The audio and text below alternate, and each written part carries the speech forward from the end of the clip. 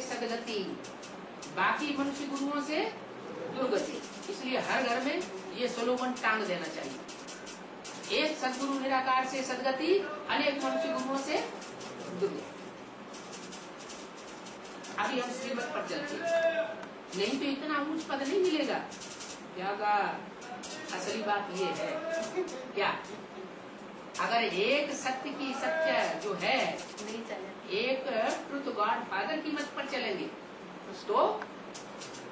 तो ऊंच पद मिलेगा, ऊंच के ऊंच पद मिलेगा।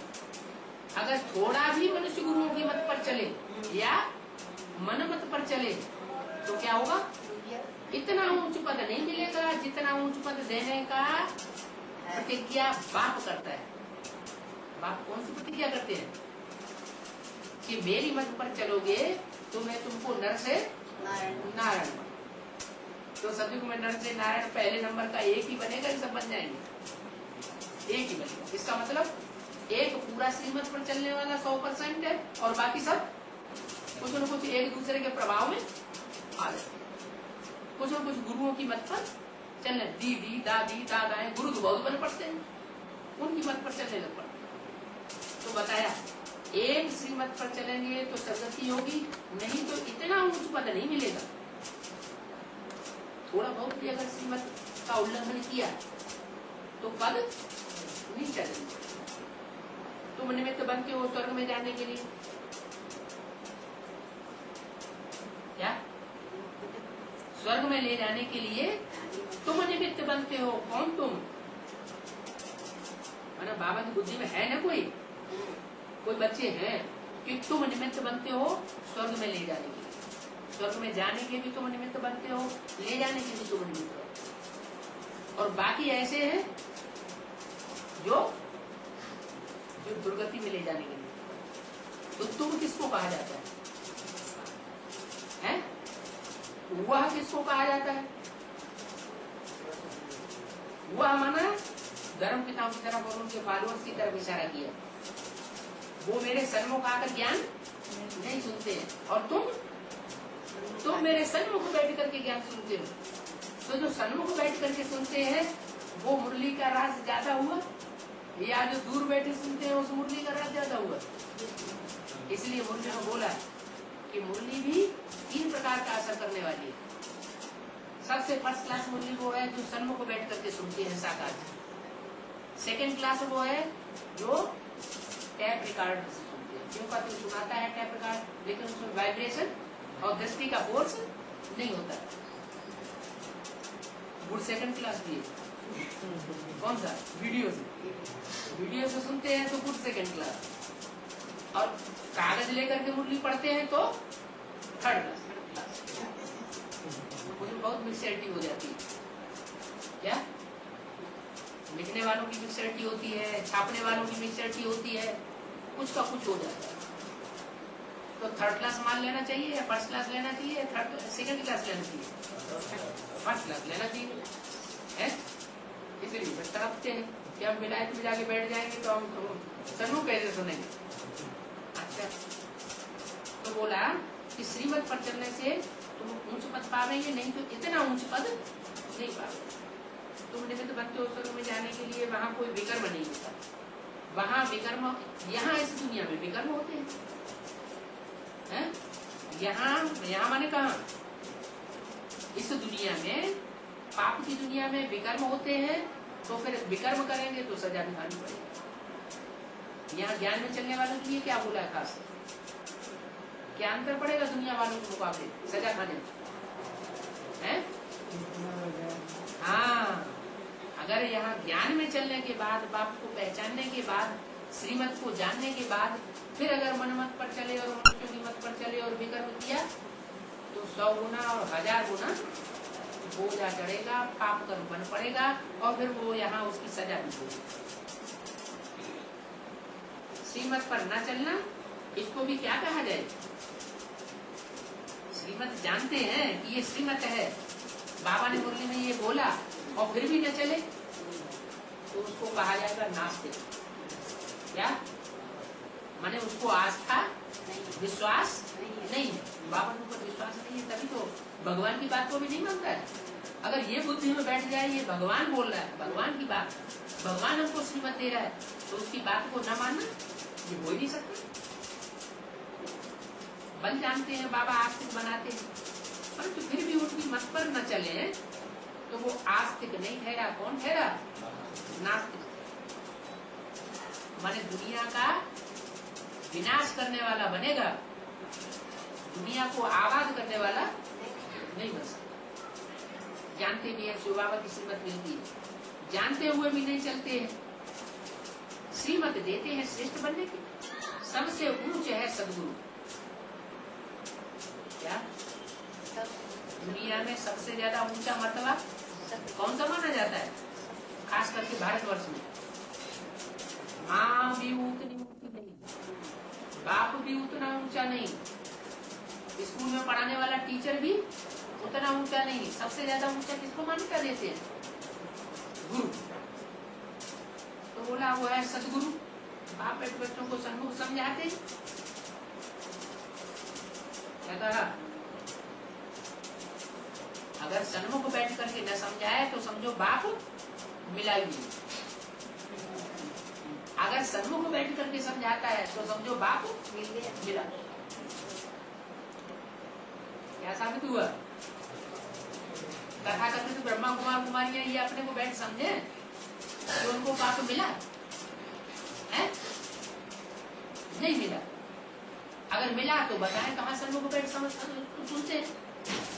सुनते ही नहीं है, सुनाते ही नहीं है, समझाते भी है। सुनाते हैं पहले, फिर बाद में समझाते भी हैं। कल समझाया। बाकी शास्त्र तो सभी भक्ति मार्ग के हैं। अनेक ढेर शास्त्र हैं, शास्त्रों की भी बहुत इज्जत रखते हैं। जैसे शास्त्रों को परिक्रमा दिलाते हैं वैसे चित्रों को भी परिक्रमा दिलाते हैं। अब बाबा कहते हैं भक्ति मार्ग की सभी बातों को भूल जाओ। क्या? तो शास्त्रों को परिक्रमा दिलाते हैं और चित्रों को परिक्रमा, जड़ चित्रों को परिक्रमा दिलाते हैं कि नहीं? दिलाते हैं, दिलाते हैं। सिर्फ दुनिया वाले दिलाते हैं भगत लोग कि ब्राह्मणों की दुनिया में भी रथ के ऊपर या रथ यात्रा कराते हैं चित्रों की। ब्राह्मणों की दुनिया में भी जड़ बुद्धि जो है उनको रथ पर बैठाए देंगे, देवी देवता बनाए करके उनकी यात्रा कराएंगे, परिक्रमा कराएंगे। बाबा कहते हैं ये सब भक्ति मार्ग है। इस भक्ति मार्ग के बातों से कुछ भी प्राप्ति होने वाली नहीं है। वास्तव में ये यादगार है लक्ष्मी नारायण। इसकी यादगार जो लक्ष्मी नारायण बनने वाली आत्माएं हैं वो सारी सृष्टि पर चक्कर लगाती है बच्चों से मिलने के लिए। उस समय की यादगार है कि उनका अपना शरीर रूपी रथ है। उस शरीर रूपी रथ में वो सुप्रीम सोल विराजमान होकर के बच्चों से जाए मिलता है। उसकी यादगार है वो रथ यात्रा। बाकी वो जड़ रथ पर और जड़ बुद्धि देवताओं को बना करके बैठा दिया गया, आर्टिफिशियल या पत्थरों को बैठा दिया गया, उससे कुछ होने वाला नहीं। अब बाबा कहते हैं भक्ति मार्ग की सब बातों को भूल जाओ, एकदम बिंदी बन जाओ। क्या? अगर बिंदु रूप की स्टेज में टेकेंगे तो इन बातों के रहस्य को समझ सकेंगे कि भक्ति मार्ग में जो क्रिया कर्म कांड जो सब कुछ कर रहे हैं उनका रहस्य क्या है। अब बाबा कहते हैं भक्ति मार्ग की सभी बातों को भूलो, जो कुछ शास्त्रों में पढ़ा है वो सबको भूल जाओ। बातें सब वही है। कौन सी? जो गीता में लिखी हुई है। यदि कि आज में भी वो गीता पढ़ करके सुनाते थे, अंत में भी ऐसा ही होगा। वही शास्त्र की गीता उसी के अर्थ ज्ञान के अनुसार बैठ करके बाप सिखाएंगे, समझाएंगे कि असली अर्थ इसका ये है इस श्लोक का। तो सबकी बुद्धि में बैठेगा। तो बोला शास्त्रों में ये लिखा हुआ। अर्जुन से क्या कहा? अर्जुन से भगवान ने कहा है अर्जुन तू जो कुछ पढ़ा लिखा हुआ है वो सब भूल जा, कोरा कागज बन जा।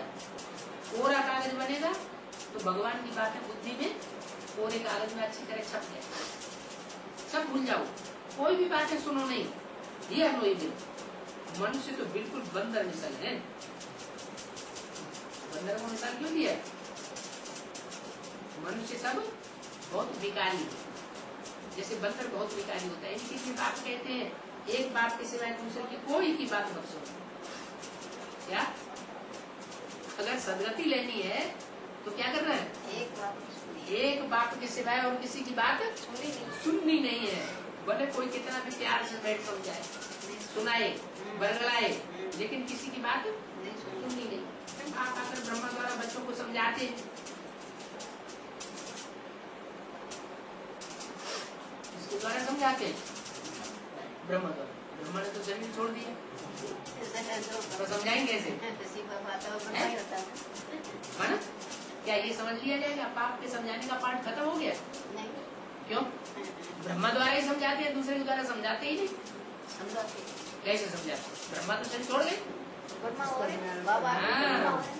ब्रह्मा कोई एक मुख नहीं होता है। शास्त्रों में, चित्रों में, भक्ति मार्ग में ब्रह्मा के 5-5 मुख दिखाए।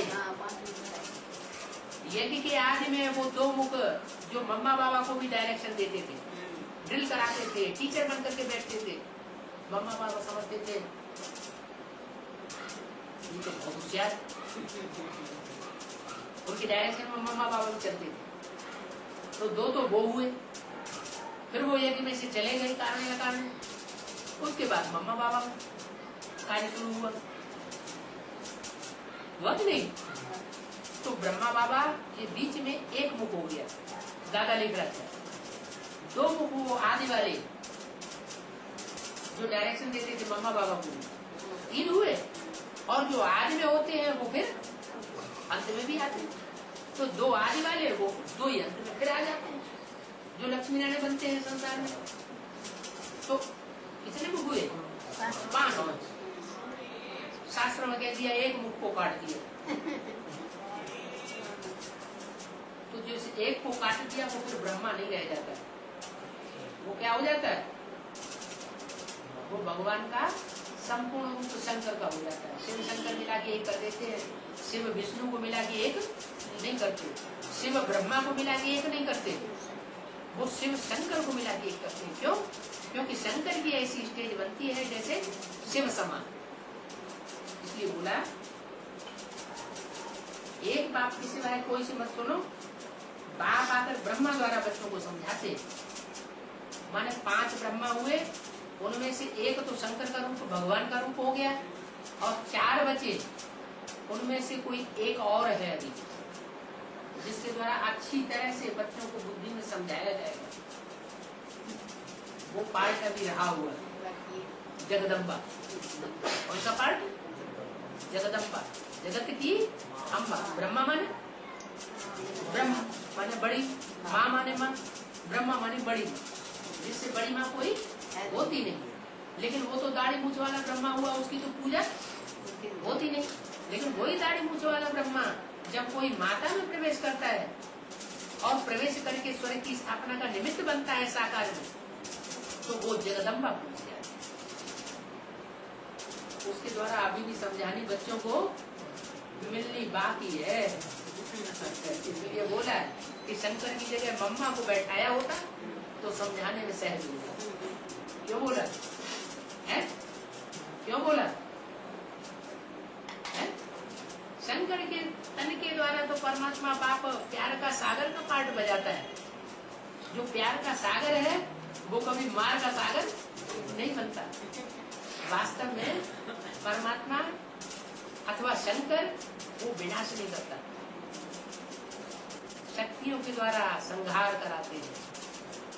शक्तियां संहार कारणी बनती है। कौन बनती है? शक्तियां संहार कारणी बनती है। तो जगदम्बा का रूप है जो अभी ब्रह्मा के रूप में अच्छी और असली समझानी देगा। बाप तो 65 साल 67 साल हो गए, समझाते आए ऐसा करो, कोई कुछ भी करता ही नहीं। करते हैं?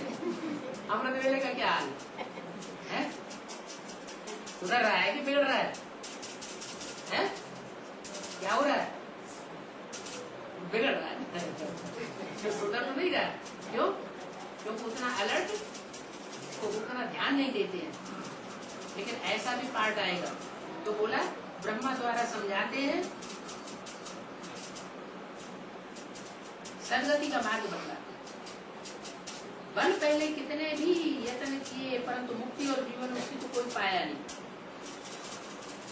जंगलों में जाकर के कितनी तपस्या की ऋषि मुनि ने, लेकिन सदगति किसी की हुई नहीं। कल्प की आयु भी कितनी लंबी करती है। गवर्नर के पास बच्चियां गई थी तो उसने बोला तुमने 4 भाग इक्वल कर दिए हैं सारी सृष्टि के। शास्त्रों में तो नहीं बताया ऐसा। क्या ये सब शास्त्र झूठे हैं? तो उनको कहना चाहिए ये सब बातें समझाने के लिए हमें टाइम दो। ये शूटिंग का राज तुम ऐसे बैठे बैठाए नहीं समझ सकोगे। आकर के हमसे समझो, टाइम दो तो हम तुम्हें बताएंगे ये किस समय की यादगार है जो शास्त्रों में लिखी हुई है कि कलयुग से द्वापर दुगुना, द्वापर से त्रेता तिगुना, वो कलयुग से त्रेता की तिगुनी आयु और सतयुग की चौगुनी आयु क्यों रख दिए शास्त्रों? ये शूटिंग का हिसाब है। क्या सतयुग लंबा लंबा इसलिए दिखाया गया कि पहला सीन जो होता है उसका साज सामान तैयार करने में बहुत लंबा टाइम लगता है। मकान तैयार होता है तो पहली मंजिल तैयार करने में ज्यादा टाइम लगता है या ऊपर की मंजिल तैयार करने में ज्यादा टाइम लगता है? पहली मंजिल में तो फाउंडेशन डालना पड़ता है। तो सतयुग की आयु लंबी कर दी। क्यों कर दी? क्योंकि सतयुग की स्थापना में 40 साल का लंबा टाइम लगता है, इसलिए सतयुग शास्त्रों ने कर दिया। तो बोला आकर के समझो, टाइम निकाल करके दो, हम प्रूफ देंगे। आज भी मिनिस्टर के पास जाना है बच्चों को, उनकी तकदीर में होगा तो सुनेगा। क्या मिनिस्टर के लिए कहा? क्या उनकी तकदीर में होगा तो सुनेगा, तकदीर में नहीं है तो आ नहीं सकते। बाप के सम्मुख कौन आवेंगे? गरीब निवाज बच्चे आवेंगे? गरीब निवाज बाप के सामने गरीब बच्चे आवेंगे, फिर यह मिनिस्टर और करोड़पति आवेंगे? एडवांस नॉलेज में कोई करोड़पति निकला है? करोड़पति नहीं निकला जिसके पास करोड़ रुपया हो। बोली अरे इतनी सहज बातें हैं, बाप समझाते कितना सहज है। कोई कहते हैं हमारा तो मुख ही नहीं खुलता,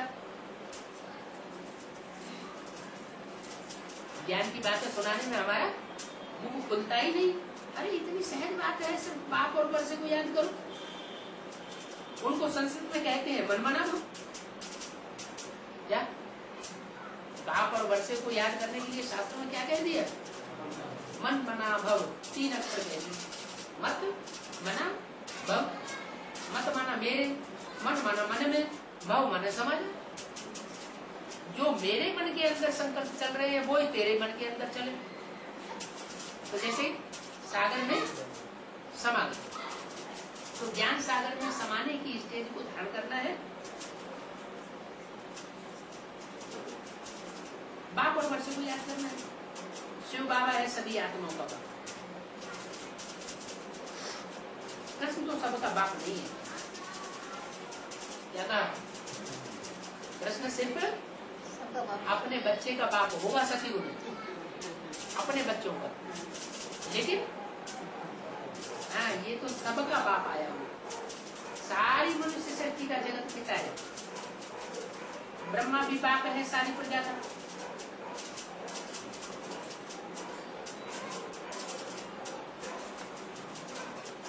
बुद्धि में गलत बात नहीं बैठ जाती कि देखो यहाँ तो कहा ब्रह्मा भी सारी प्रजा का फिर बाप है। क्यों क्यों बुद्धि उल्टी हो जाती है? क्यों भूल जाते हैं? वो समझते हैं ब्रह्मा एक ही है। ब्रह्मा एक नहीं है, ब्रह्मा के 4 रूप हैं, 4 मुख दिए जाते हैं। इसलिए कि आदि में जो पहला ब्रह्मा था जिसमें परमात्मा बाप पहले प्रवेश करके समझाते हैं, ज्ञान सुनाते हैं, उसके लिए इशारा किया कि ब्रह्मा भी बाप है सारी प्रजा का। क्या कहा? सारी प्रजा का बाप हो। 69 में जिसने शरीर छोड़ दिया, उस स्वरूप को सारी प्रजा बाप मानेगी? नहीं मानेगी। वो तो मौजूद ही नहीं है, तो मानेगी क्यों? सारी प्रजा का बाप तो वो साबित होगा जिसको 500, 700, 800 करोड़ जो भी मनुष्य आत्माएं हैं सब अपना बाप स्वीकार कर ले। आत्माओं का बाप बड़ा या प्रजा का बाप बड़ा? फिर बुद्धि को घुमाया, क्या बड़ा कौन है? आत्माओं का बाप बड़ा या मनुष्यों का बाप बड़ा? प्रजा का बाप बड़ा? बड़ा कौन है? बोलो।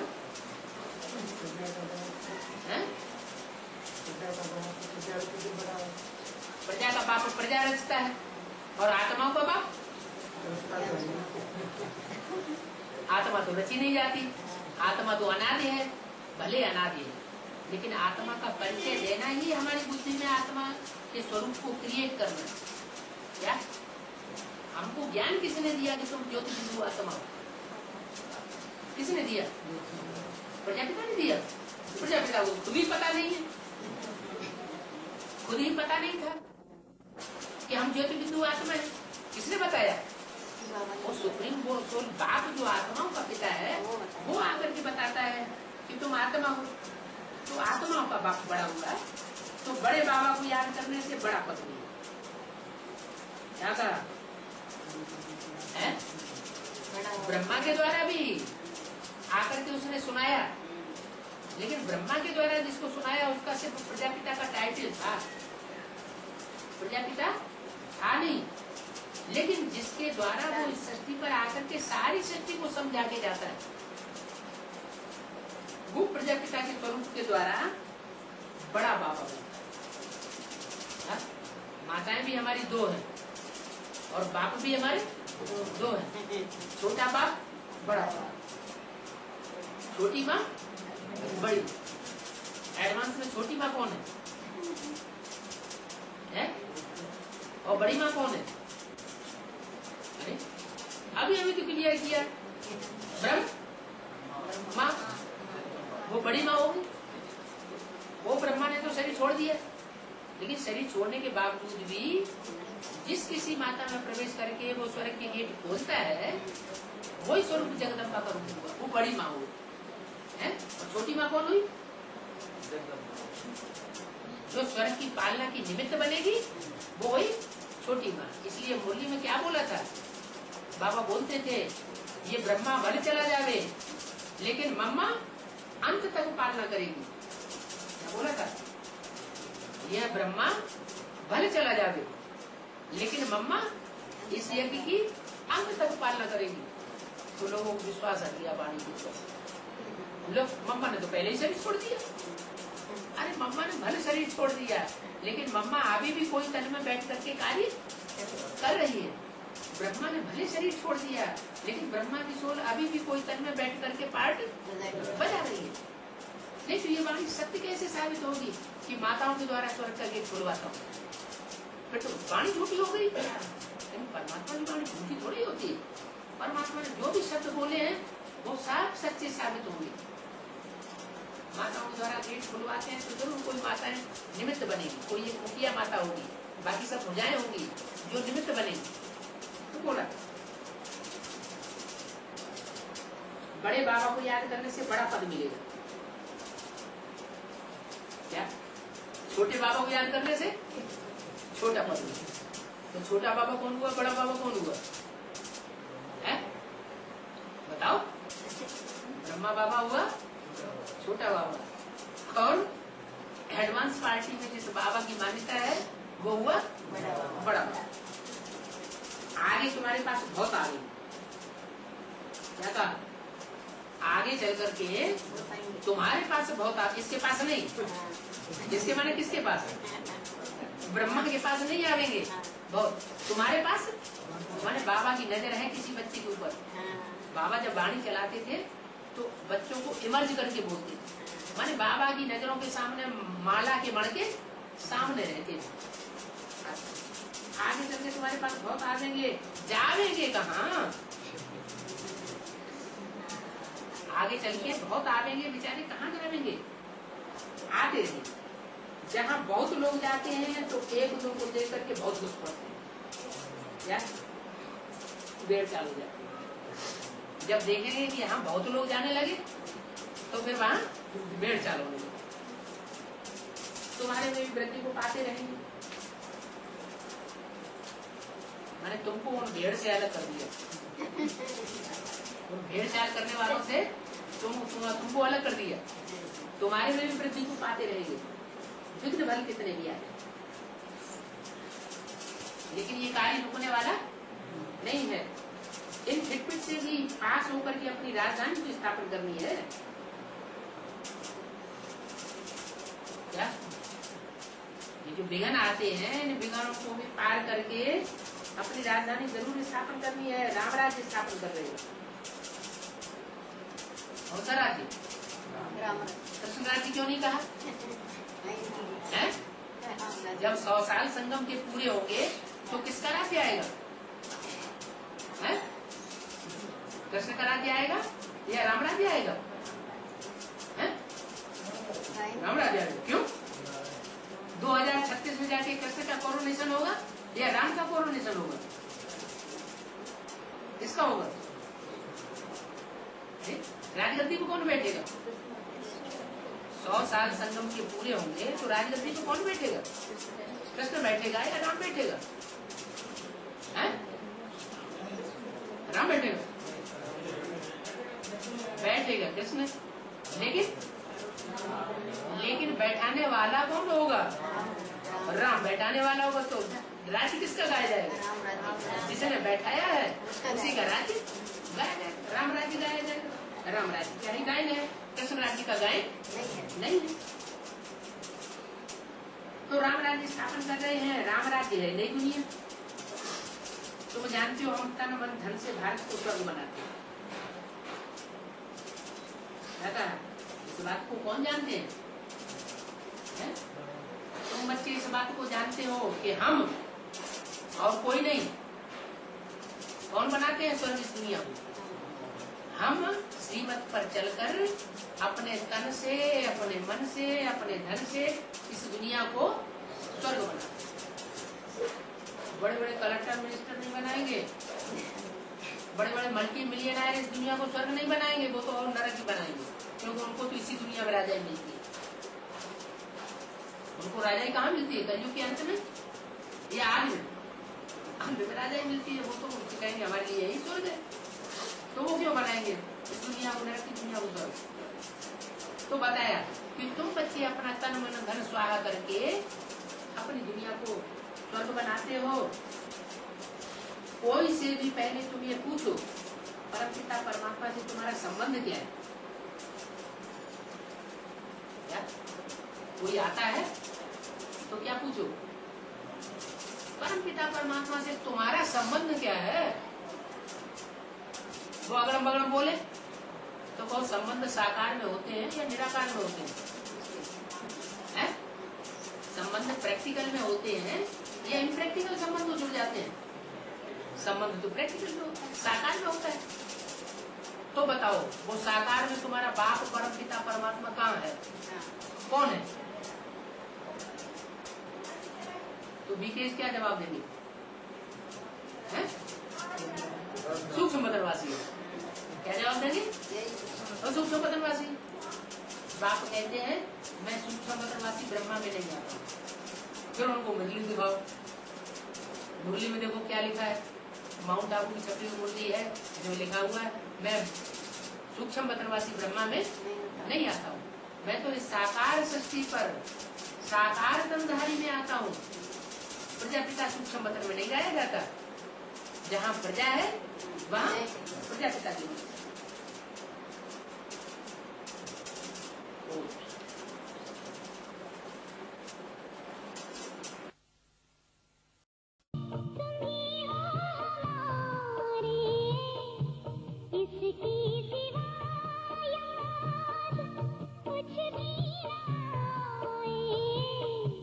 कुछ भी ना आए।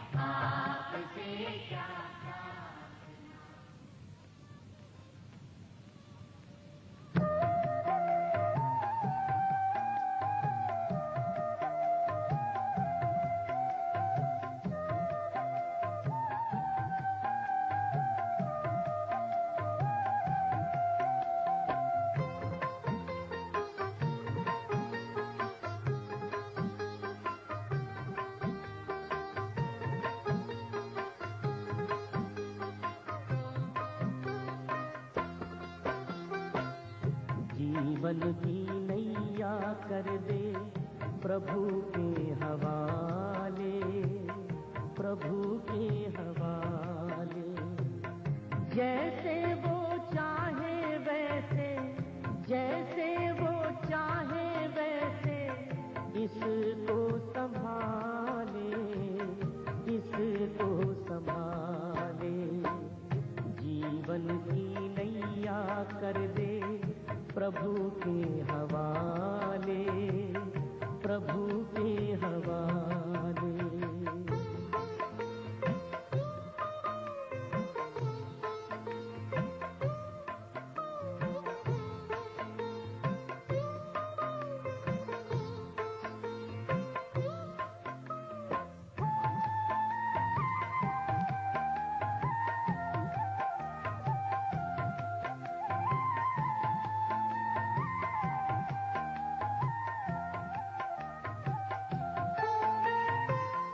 तन का न गर्व कीजे ये तो विनाशी है, तू तो है चेतन आत्मा ज्योति अविनाशी है। ज्योति सागर पिता को दिल में बसा ले, दिल में बसा ले। राहों में भर जाएंगे तेरे उजाले, तेरे उजाले। जीवन की नैया कर दे प्रभु के हवाले, प्रभु के हवाले।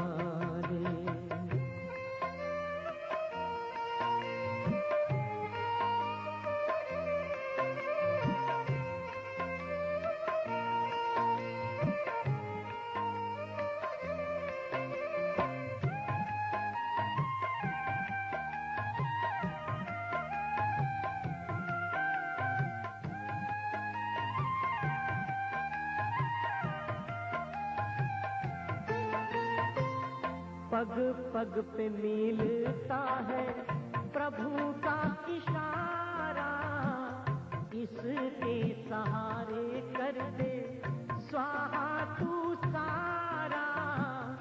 अंबर के सारे तारे आंचल में सजा ले, आंचल में सजा ले। मन के सरोवर में तू कमल खिला ले, कमल खिला ले। जीवन की नैया कर दे प्रभु के हवाले, प्रभु के हवाले।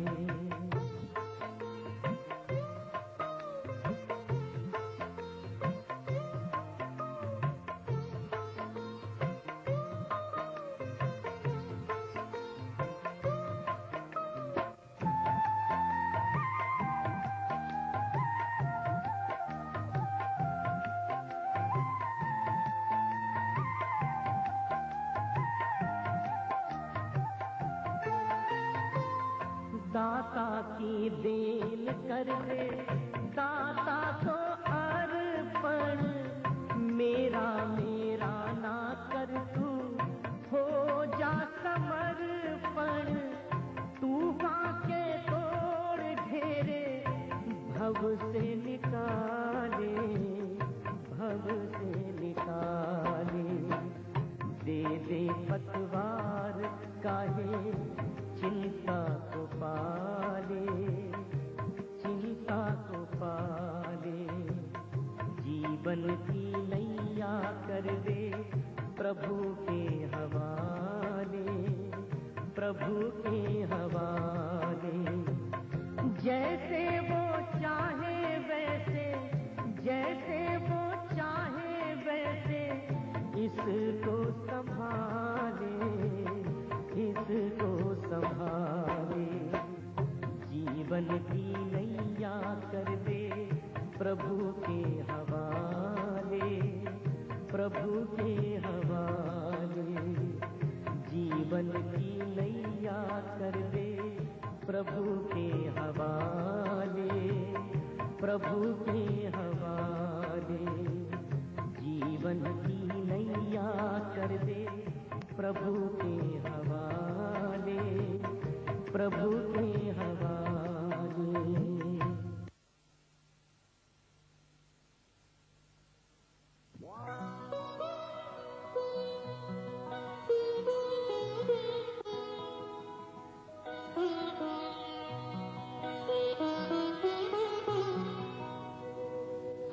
तुम सा हसीन बाबा, तुम सा हसीन बाबा कोई नहीं जहां में, कोई नहीं जहां में।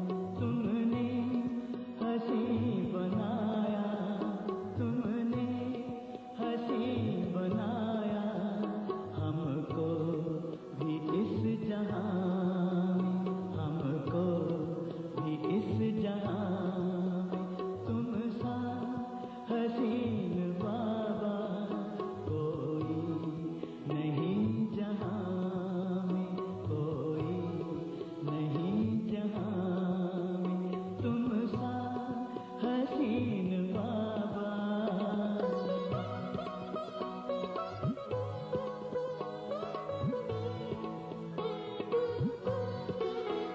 सूरज या चांद किससे, सूरज या चांद किससे तुलना करूं तुम्हारी, तुलना करूं तुम्हारी। रचता है तू सभी का, रचता है तू सभी का। रचना है सब तुम्हारी, रचना है सब तुम्हारी। तू है जहां से न्यारा, तू है जहां से न्यारा। उपमा नहीं जहां में, उपमा नहीं जहां में। तुम सा हसीन बाबा।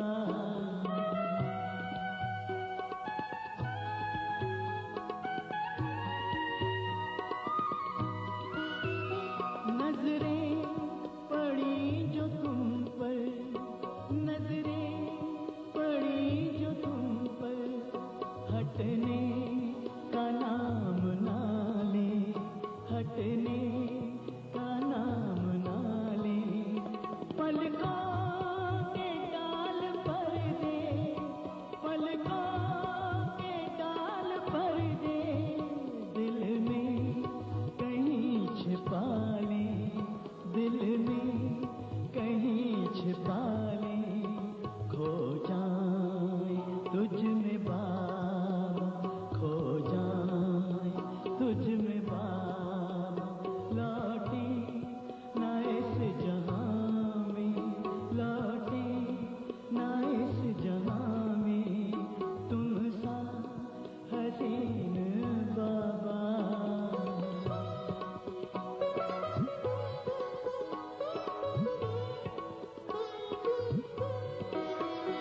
माशूक प्यारा है तू, माशूक प्यारा है तू। आशिक है सारी दुनिया, आशिक है सारी दुनिया।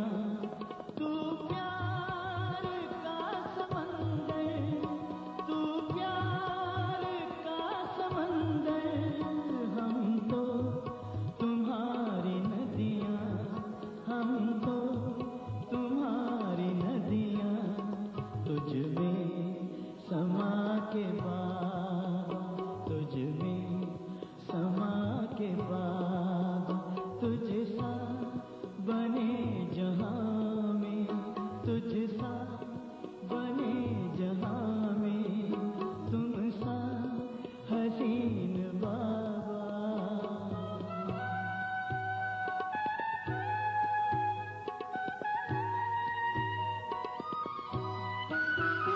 ये प्यार है रूहानी, ये प्यार है रूहानी।